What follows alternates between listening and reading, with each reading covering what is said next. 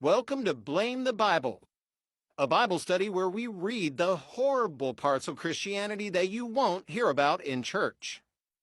Our Bible selection today comes from the book of 1 Samuel chapter 18. Let's see what good news the word of the Lord has for us today.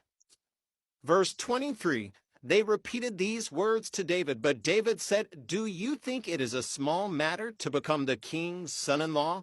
I'm only a poor man and little known." Oh, he's so humble. When Saul, that's the king, by the way, when Saul's servants told him what David had said, Saul replied, "Say to David, the king wants no other price for the bride than 100 Philistine foreskins to take revenge on his enemies." Saul's plan was to have David fall by the hands of the Philistines.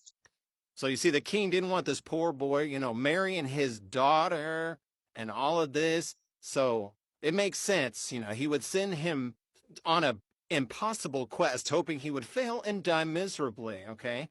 But we know King David, right? David and Goliath, that's probably not going to happen. Let's see how it works out for old King Saul here. Verse 26, when the attendants told David these things, he was pleased to become the king's son-in-law. So, before the allotted time elapsed, he was on the clock. He had a time limit, okay?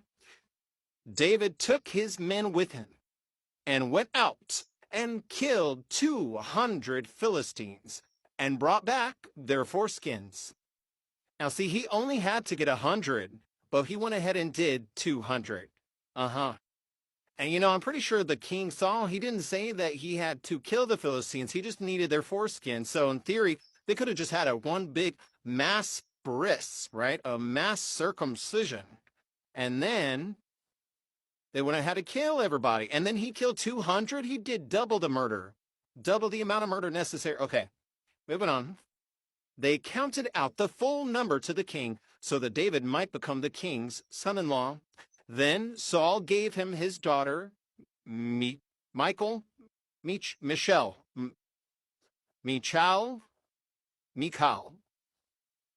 his daughter, in marriage. When Saul realized that the Lord was with David and that his daughter, Michal, loved David, Saul became even more afraid of him, and he remained so for the rest of his days. I would be scared of such a man too. 200 foreskins. But hey, remember, don't blame me. It's in the Bible.